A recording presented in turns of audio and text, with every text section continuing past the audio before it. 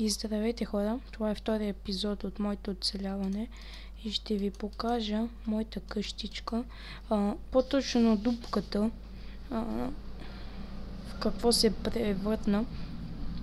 И ето я. Не знам дали ще ви хареса. На мен лично ми харесва. И ето какво се превърна тя.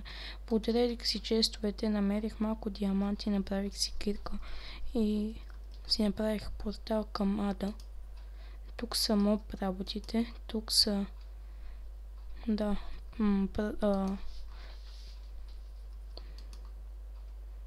пръста, тук са намерих едно седло и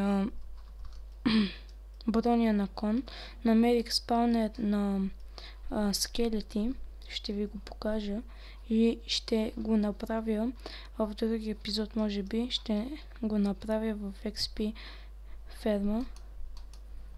Тук са ми дървените работи, тук ми е дървото, да, това го показах. Ето тук са ми деревите, тук ми е камъка, тук ми е храната. Така, тук, да, ето тук ще са ми работите, тук книгата от скелетите. И да ви покажа малко повече. Ето това исках да стане така като дърво и горе-долу се получи. Все едно от това дърво се получават тези листа.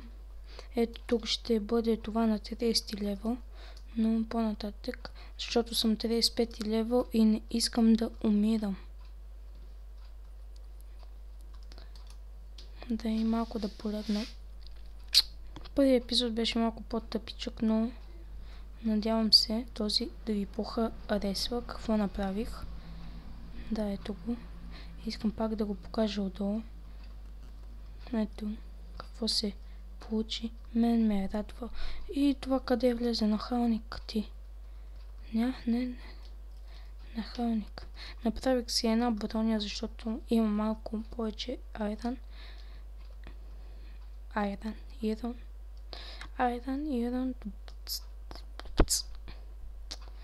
Да. Ето тук си направих една фермичка за бамбук. Да, хора, това беше. И чакайте следващия епизод и довиждане. Може да се абонирате, ако ви харесва постройките ми. Ще има още постройки повече. Да, и това беше. Чао!